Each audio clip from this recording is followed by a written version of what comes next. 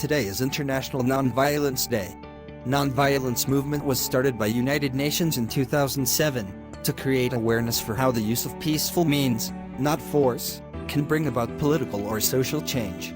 This is a day when we spread the message of nonviolence through education and public awareness. This type of action highlights the desires of an individual or group that feels that something needs to change to improve the current condition of the resisting person or group. There are many causes I would die for. There is not a single cause that I would kill for. By the way, October 2nd is my birthday. That's why we have this day on October 2nd every year.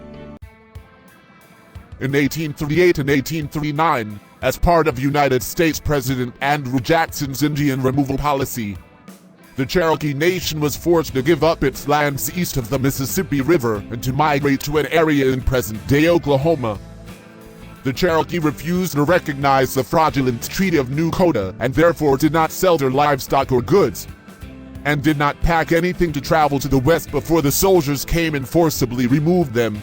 The Cherokee people called this 3 months' journey the Trail of Tears because of its devastating effects. This is unfortunately not the only example of nonviolent protests that did not work. 4,000 Cherokee people died of cold, hunger, and disease on their way to the western lands.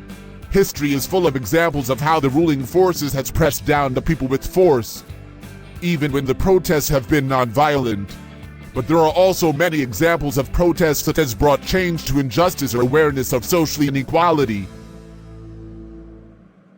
As one of the 4 mounted heralds of the suffrage parade on March 3, 1913, Lawyer Inez Milholland Boissevain led a procession of more than 5,000 marchers down Washington, D.C. Pennsylvania Avenue. This event became one of the most important moments in the struggle to grant women the right to vote, a right that was finally achieved 7 years later. The suffrage of women, the right to vote, was mostly nonviolent, and today it feels strange to think that women would not have the same rights to vote as men. On March 12, 1930, at the age of 61, Mohandas Gandhi left his ashram and headed for the sea. The Mahatma's destination was the village of Dandi, 241 miles to the south. Once he arrived at the beach, 24 days later, Gandhi proceeded to pick up salt, the production of which was controlled by the occupying British government. It was a simple gesture that served as the start to India's independence movement. Gandhi's many quotes about nonviolence, or satyagraha, are the inspiration for nonviolent movements all over the world.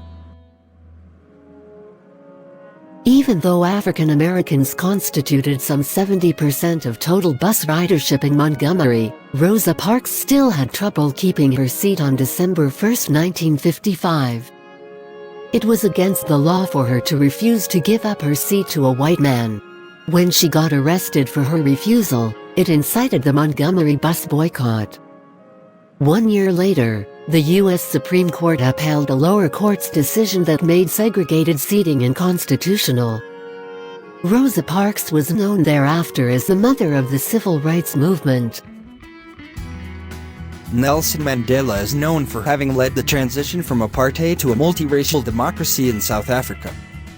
Mandela spent over 27 years in prison, and he won the Nobel Prize for Peace in 1993, along with South Africa's president at the time, F.W. de Klerk. More than 200,000 people gathered in the shadow of the Lincoln Memorial on August 28, 1963, to demand equal rights for African Americans. Dr. Martin Luther King Jr. delivered his "I Have a Dream" speech and roused a nation to action. In 2017, actress Alyssa Milano started the nonviolent Me Too movement. The movement began to spread virally on social media in October 2017 as a hashtag, in an attempt to demonstrate the widespread prevalence of sexual assault and harassment, especially in the workplace. If all the women who have ever been sexually harassed or assaulted wrote "Me Too" as a status, then we give people a sense of the magnitude of the problem. Me Too movement is still ongoing, and there are changes being made at workplaces every day because of this. Swedish 16-year-old environmental activist Greta Thunberg began to strike outside the Swedish parliament in 2018. To make the world leader notice the climate changes and take action to save the world as we know it. In September 2019 during the Global Week for Future, there was over 7.6 million people demonstrating all over the world to show the leaders of the world that we believe we need to save our planet and we are willing to make the changes needed.